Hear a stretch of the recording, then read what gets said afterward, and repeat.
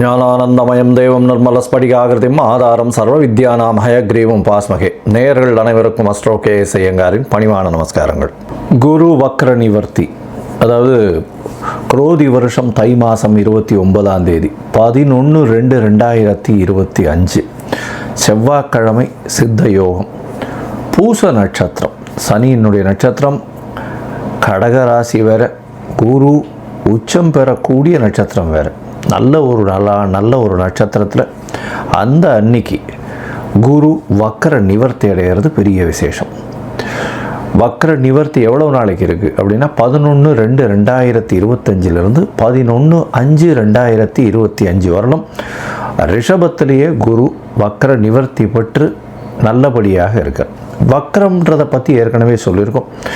அதாவது வலு இழந்து போகுதல், இல்லைன்னா பின்னுக்கு செல்லக்கூடிய மாதிரி தெரியுது ஒரு மாயை. ஏன்னா வேகமாக போகக்கூடிய கிரகங்கள் பக்கத்தில் இருக்கக்கூடிய அதே வேகத்தில் போகக்கூடியது பின்னுக்கு செல்லக்கூடியது மாதிரி ஒரு மாயை தோற்றம் இருக்கும்.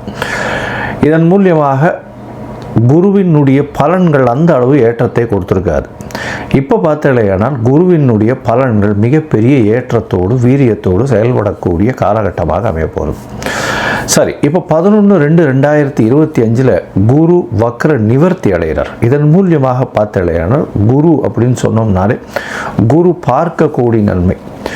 குரு அப்படின்னு சொன்னோம்னாலே முழு சுவர் அப்படின்னு ஜோதிட சாஸ்திரத்தில் சொல்லக்கூடியவர் தேவகுருவான குரு அப்படின்னு சொல்லக்கூடியவர் வியாழன் கிரகத்தை தான் சொல்கிறார். இவர் இருந்த இடத்தையும் சுபப்படுத்துவார், பார்க்கக்கூடிய இடத்தையும் சுபப்படுத்துவார். இதுதான் இவருடைய பெரிய விசேஷமே. பகை என்பது எதுவுமே கிடையாது. அதை தவிர எதிர் இடத்துல போயிட்டார், அதாவது எதிராளிகளோட போயிட்டார் அப்படின்னால இதுவாக கொடுத்துருவார். அதாவது உங்களுக்கு ஒரு நல்ல வெற்றியை கொடுக்கறதுக்கு பதிலாக தோல்வியை கொடுப்பார் அப்படின்றது கிடையாது. ஒன்று குரு பார்த்தார்னா அந்த இடம் சுபப்படும், இல்லைன்னா அந்த இடத்துல ஒன்றும் இல்லாமல் அவர் ஒன்றும் பண்ண மாட்டார், அசுபப்படாது. அது குருவினுடைய ஒரு பெரிய ஏற்றம். அதனால் வெற்றி கிடைக்கும் அப்படின்னா குரு இருந்தால் வெற்றி, குரு இல்லைன்னா தோல்வி கிடைக்குமானா தோல்வி கிடைக்காது. வெற்றிக்கு அவர் வழி வகுக்க மாட்டார், அவ்வளோதான். சரி, இப்போ குரு ரிஷப ராசியில் இருக்கார்.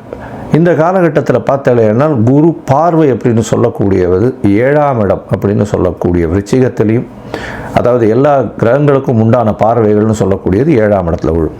அதை தவிர விசேஷ பார்வை அப்படின்னு சொல்லக்கூடியது 5, 9 அப்படின்னு 2 இடத்த சொல்கிறோம். 5ஆம் இடம்னு சொல்லக்கூடியது கன்னியிலையும், 9ஆம் இடம்னு சொல்லக்கூடியது மகரத்திலையும் விழப்போகிறது. இதன் மூலியமாக உங்களுக்கு எல்லா விதமான வெற்றிகளும் எல்லா விதமான ஏற்றங்களும் கிடைக்கக்கூடிய காலகட்டம்.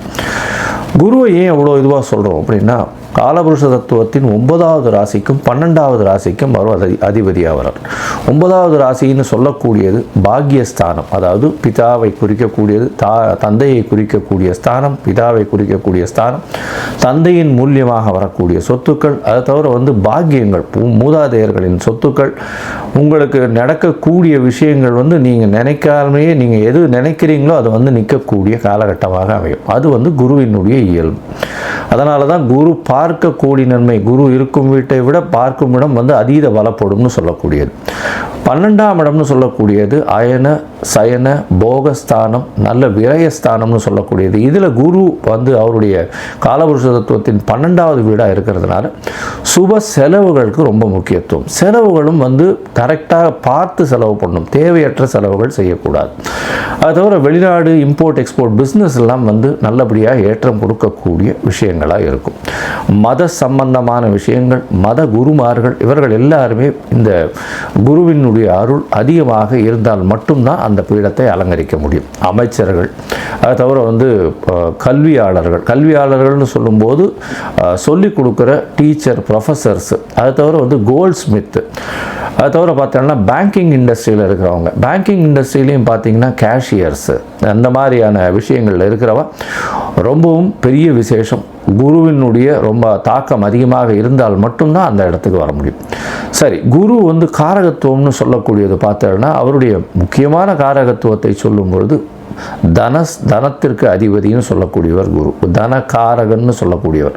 அது தவிர குழந்தைக்கு புத்திர காரகன்னு சொல்லக்கூடியவர். அதனால் பார்த்தேனால் குரு அந்த புத்திர காரக ஸ்தானத்தையோ காரகனையோ பார்த்தாரே ஆனால், அதாவது புத்திரஸ்தானத்தின் அதிபதியோ பார்த்தாரே ஆனால் அந்த ஜாதகத்திற்கு குழந்தை பிறக்கக்கூடிய வாய்ப்பு இருக்கும். எவ்வளவோ பேருக்கு குழந்தை இல்லாமல் அவள் ரொம்ப கஷ்டப்பட்டு இருக்கா. அவளுக்கு குரு பார்வை ஒரு பெரிய மாற்றத்தை ஏற்படுத்தும். இதன் மூலியமாக அவர்களுக்கு இவ்வளவு நாள் திருமணமாகி குழந்தை பிராப்தி இல்லாதவர்களுக்கும் இப்பொழுது குழந்தை பிராப்தி ஏற்படக்கூடிய பாக்கியங்கள் நிச்சயமாக கிடைக்கும். சரி, இப்போது குரு பார்த்தீர்களேயானால், குரு பார்வை அப்படின்னு சொல்லக்கூடியது 5, 7, 9 அதையும் சொல்லிட்டோம். குருவினுடைய பரிகாரங்கள் அப்படின்னு சொல்லக்கூடியது, குருவுக்கு எளிய பரிகாரங்கள் அப்படின்னு சொல்லக்கூடியது பொதுவாகவே குரு அப்படின்னு சொல்லும்பொழுது அவருக்கு ஒரு காயத்ரி மந்திரத்தை சொல்கிறோம். குருவினுடைய காயத்ரி மந்திரம் அப்படின்னு சொல்லக்கூடியது குரு பிரம்மா குரு விஷ்ணு குரு தேவோ மகேஸ்வரா குரு சாக்ஷாத் பரபிரம்மா தஸ்மை ஸ்ரீ குரவே நமஹ அப்படின்ற இந்த குரு காயத்ரி மந்திரமும், இது இல்லைன்னா ஓம் ரிஷபத்வஜாய வித்மஹே கிருணிஹஸ்தாய தீமஹி தன்னோ குரு பிரச்சோதயாத்து அப்படின்ற குரு காயத்ரி மந்திரத்தையும், அதை தவிர பார்த்தேனால்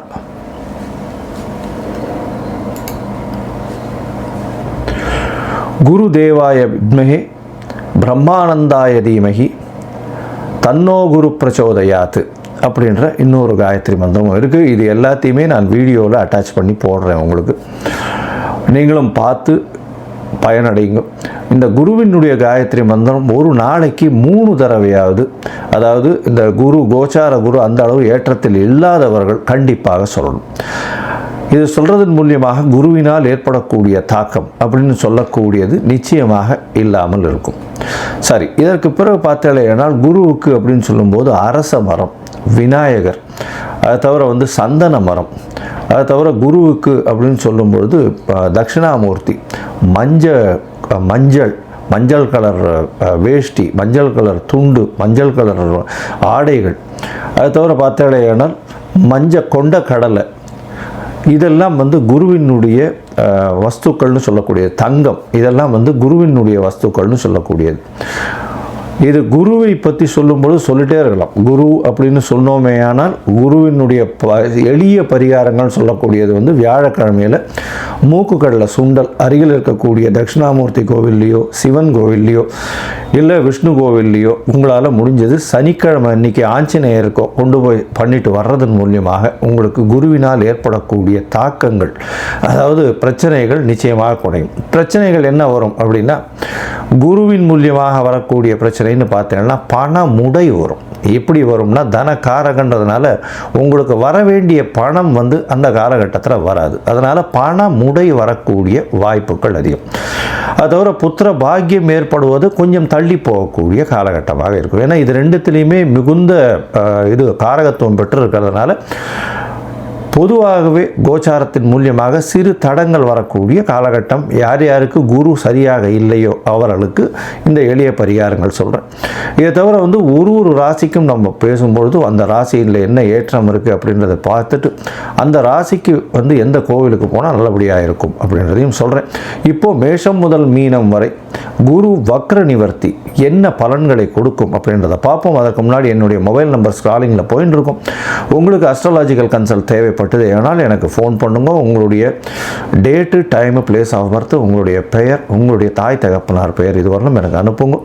நான் என்னுடைய கட்டணம் என்ன அப்படின்றத போடுறேன். அதுக்கப்புறம் உங்களுடைய ஜாதகத்தை போட்டு ஜாதகத்தில் சந்தி இருக்கான்னு பார்த்துட்டு, அந்த சந்தி இருந்ததே ஆனால் நட்சத்திர சந்தி, நட்சத்திர பாத சந்தி, லக்ன சந்தி, லக்ன பாத சந்தி இதெல்லாம் பார்த்துட்டு உங்களுடைய ஜாதகத்தை போட்டுட்டு அதற்கப்புறம் உங்களுடைய தசாபுக்தி அந்தரம் சூக்ஷ்மம் இதன் மூலியமாக இன்றைய கோச்சாரத்தின் விளைவாகவும் என்னென்ன பலன்கள் இருக்குன்றதை பார்ப்போம்.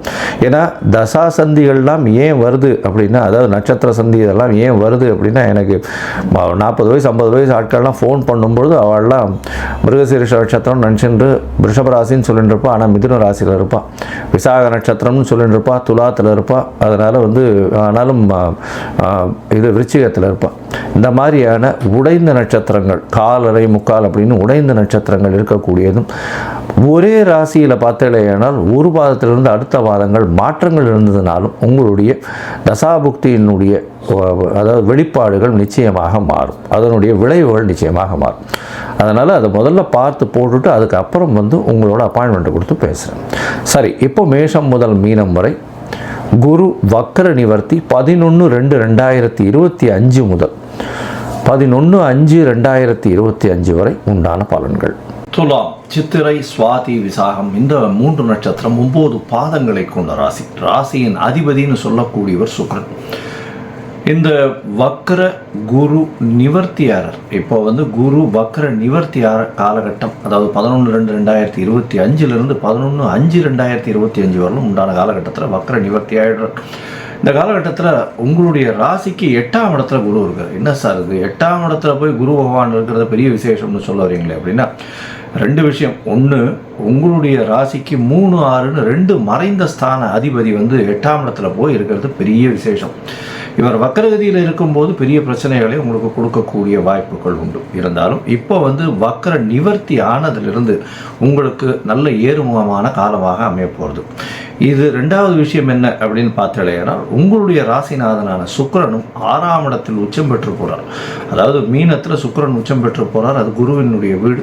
குருவின் வீட்டில் சுக்கிரனும், சுக்கிரனின் வீட்டில் குருவும் இருக்கிறதுனால பரிவர்த்தனை யோகம் பெற்று இருக்கக்கூடிய காலகட்டம். ராசிநாதன் பரிவர்த்தனை அடைகிறார்.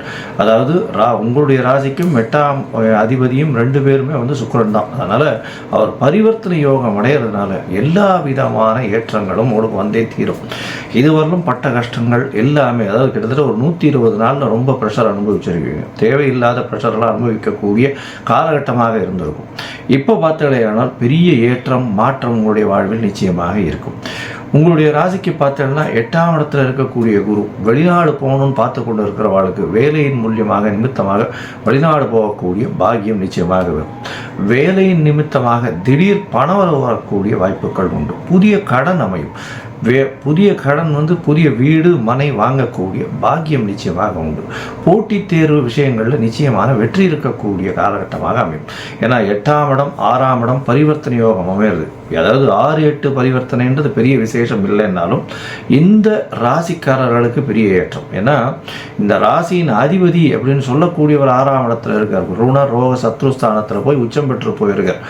இந்த காலகட்டத்தில் பார்த்தீங்கன்னா உங்களுக்கு நல்ல ஒரு ஏற்றம். அதாவது நீங்கள் எந்த ஒரு பிரச்சனைக்கு போனாலும் சுமூகமான முடிவு சேரக்கூடிய வாய்ப்பு. போட்டித் தேர்வில் நல்ல ஒரு ஏற்றம் கிடைக்கக்கூடிய காலகட்டமாக அமையப்போகிறது. உடல் நலத்தில் நல்ல ஏற்றங்களும் மாற்றங்களும் இருக்கும். இருந்தாலும் உங்களுடைய மனசுக்குள்ள ஒரு சிறு பயம் இருக்கும். என்ன அப்படின்னா, உங்களுடைய ராசிக்கு 8ஆம் இடத்துல பரிவர்த்தனை ஆகுது. அதனால் நம்மளுக்கு நம்ம செய்ய வேண்டிய வேலைகள் மூலியமாக இது கிடைக்குமா அப்படின்ற ஒரு சின்ன சந்தேகம் மனசுக்குள்ளே இருந்துகிட்டே இருக்கும். கவலைப்பட தேவையில்லை. உங்களுக்கு நிச்சயமான நிச்சயமான வெற்றி வரக்கூடிய வாய்ப்புகள் உண்டு. கவலைப்பட வேண்டாம். உங்களுடைய ராசிக்கு பார்த்தீங்கன்னா, அதாவது சப்தமாதிபதினு சொல்லக்கூடியவரும் 9ஆம் இடத்துல இருக்கிறது பெரிய விசேஷத்தை கொடுக்கக்கூடிய காலகட்டம். உங்களுடைய ராசிக்கு 8ஆம் இடத்துல இருக்கக்கூடிய குரு உங்களுடைய ராசிக்கு 12ஆம் இடத்தையும் 2ஆம் இடத்தையும் அதை தவிர 4ஆம் இடத்தையும் பார்க்குறார். 12ஆம் இடம்னு சொல்லக்கூடியது அயன சயன போக ஸ்தானத்தை சொல்கிறோம். ஏற்கனவே கேத்து பகவான் அங்கே இருக்கிறதுனால தூக்கத்தை நிச்சயமாக கலைக்கக்கூடிய வாய்ப்புகள் ரொம்ப அதிகமாக இருக்கும். தூங்கவே விட மாட்டார். ஒரு கிட்டத்தட்ட ஒரு 1.25 வருஷம் 1.5 வருஷமாகவே உங்களுக்கு பெரிய பிரச்சனைகள். படுத்தா தூக்கம் வராது. பிரச்சனைகள் தலைக்கு மேலே ஓடிண்டே இருக்கும். எந்த ஒரு விஷயம்னாலும் தலைவலியாக இருந்துகிட்டே இருக்கும். புதுசாக ஒரு பொசிஷன் எடுத்து பண்ணலாம் அப்படின்னும்பொழுது அதில் சிறு தடங்கள் வரும். வெளியூர் போகலான்னாலும் அந்த காலகட்டத்தில் தடங்கள் வரும். இப்போ பார்த்தா குருவின் பார்வை 12ஆம் இடத்தை உணர்த்தும். கேது பகவான் 26/4/2025 மாறி அவர் சிம்மத்துக்கு போடுறார். அதனால் 12ஆம் இடத்தை குரு பார்க்கறதும் 8ஆம் இடத்தில் குரு இருக்கிறதும் பார்த்தேன்னா உங்களுக்கு வெளிநாடு போகணும்னு பார்த்துட்டு இருக்க வாழ்க்கை இந்த காலகட்டத்தில் பெரிய ஏற்றம் கிடைக்கும். வேலை செய்யும் இடத்தின் மூலியமாக ஹையர் பொசிஷன்ஸ் கிடைச்சி வெளிநாடு போகக்கூடிய பாக்கியம் நிச்சயமாக உண்டு. குடும்பத்தில் சுப செலவுகள் வரக்கூடிய வாய்ப்புகள் நிச்சயமாக இருக்கும். இந்த துளாராசிக்காரர்களுக்கு பண வரவிற்கு பஞ்சம் இருக்காது. ஏன்னா தனக்காரகன்னு சொல்லக்கூடியவரே தனஸ்தானத்தை பார்க்கறது பெரிய விசேஷம். அது தவிர பார்த்தீங்கன்னா சுக்கிரனோட பரிவர்த்தனை யாருக்கும் பெரிய ஏற்றத்தை கிடைக்கக்கூடிய காலகட்டம். இப்போ நீங்கள் போய் லோன் ஏதாவது கேட்டிங்கன்னா கண்டிப்பாக லோன் கிடைக்கக்கூடிய காலகட்டமாக அமைய போகிறது. உங்களுடைய ராசிக்கு பார்த்தீங்களேனால், அதாவது 4ஆம் இடத்தையும் குரு பார்க்கறதுனால தாயின் உடல்நிலையில் நல்ல ஒரு ஏற்றம். படிக்கக்கூடிய மாணவ மாணவியர்களுக்கு, அதாவது அந்த இளநிலை கல்வின்னு சொல்லுவா இல்லையா, அந்த மாதிரி 10th +1 +2 அந்த மாதிரியான கல்வி படிக்கிறவர்களுக்கெல்லாம் நல்ல ஒரு ஏற்றம் கிடைக்கக்கூடிய காலகட்டமாக அமைய போகிறது. 6ஆம் இடத்தில் ராகு இருக்கிறதும், பரிவர்த்தனை யோகத்தில் குருவும் ஆட்சி பெற்று போகிறதும் நல்ல ஒரு ஏற்றம் இருக்கக்கூடிய காலகட்டம். எந்த ஒரு விஷயத்திலையும் வெற்றி உங்களுக்கு சாதகமாக இருக்கும். முயற்சிகள் எல்லாமே வெற்றி கொடுக்கக்கூடிய காலகட்டம். உங்களுடைய எதிரிகளை தோற்கடித்து வெற்றி பெறக்கூடிய வாய்ப்பு. பணவரவிற்கு பஞ்சம் இருக்காது. இதை தவிர பார்த்தாலேயானால் இந்த குரு வக்ர நிவர்த்தி ஆர்தின் மூலியமாக பார்த்தாலேயானால் உங்களுக்கு குடும்பத்தில் நல்ல ஒரு சந்தோஷமான நிலைமை வரக்கூடிய வாய்ப்புகள் நிச்சயமாக இருக்கும். நீங்கள் ஒரு அதாவது மதுரை பக்கத்தில் பார்த்தோன்னா, இந்த மதுரைக்கு அருகில் இருக்கக்கூடிய குருவித்துறை அப்படின்ற ஒரு இடத்துல பார்த்தோன்னா சித்திரரத பெருமாள் அப்படின்னு இருக்கக்கூடியவர். அவர் அங்கே போய் குருவும் சுதர்சன ஆழ்வாரும் சுயம்புவாக வந்ததாக சொல்லக்கூடியவர். ஏன்னா குரு பகவான், அதாவது தேவர்கள் எல்லாம் அசுரர்களுக்கும் தேவர்களுக்கும் சண்டை நடக்கும் பொழுது, தேவர்கள் செத்து போயிட்டே இருக்கும் பொழுது மிருத்ய சஞ்சீவினி அந்த மந்திரத்தை சுக்கிர பகவான்கிட்டேருந்து கற்றுக்கணுன்றதுக்காக குருவினுடைய பையனை அனுப்புகிறார். கசன்னு பேர். அந்த குருவினுடைய பையன் மூலியமாக இவர்களுக்கு சேர வேண்டியதை அசுரர்கள் கண்டுபிடிச்சு அவர்களை சாம்பராக்கிடுறார். உடனடியாக அவரை மீட்டு தரணும்னு பெருமாள்கிட்ட வேண்டிட்டு அதன் மூலியமாக சுதர்சன ஆழ்வார் மூலியமாக அந்த கசனை உயிர்ப்பித்து கொண்டு வந்ததாக ஒரு சரித்திரம் இருக்குது. அதனால் குருவினுடைய ஸ்தலம் அப்படின்னு சொல்லக்கூடிய இடம் அப்படின்றது மதுரையில் இருக்கக்கூடிய குருவித்துறைன்னு சொல்லக்கூடியது. இந்த இடத்துக்கு போயிட்டு வர்றதன் மூலியமாக உங்களுக்கு பெரிய ஏற்றம் கிடைக்கக்கூடிய காலகட்டமாக அமைப்பது. மொத்தத்தில் பார்த்தாலேயானால் இந்த துலா ராசிக்காரர்களுக்கு வெளிநாடு போகக்கூடிய யோகம் உண்டு. உடல் நலத்தில் நல்ல ஏற்றம். போட்டி தேர்வில் வெற்றி கிடைக்கும். படிக்கக்கூடிய மாணவர்களுக்கு நல்ல ஏற்றம்.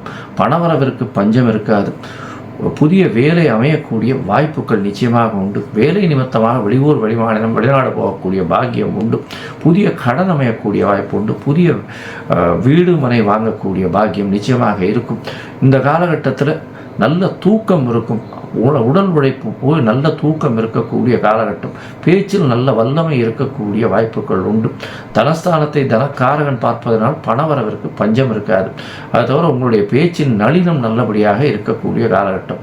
தாயின் உடல்நிலை நல்ல ஒரு ஏற்றம். தந்தையின் உடல்நிலையில் நல்ல ஒரு ஏற்றம். தொழிலில் அபிவிருத்தி இருக்கக்கூடிய வாய்ப்புகள் உண்டு. சொந்த தொழிலில் பெரிய ஏற்றம் கிடைக்கக்கூடிய காலகட்டமாக அமையும். மொத்தத்தில் பார்த்தாலேனா இந்த துலா ராசிக்காரர்களுக்கு 80லிருந்து 85 விழுக்காடு நல்ல ஒரு வெற்றி கொடுக்கக்கூடிய காலகட்டமாக இந்த குரு வக்ர நிவர்த்தி அமையும்.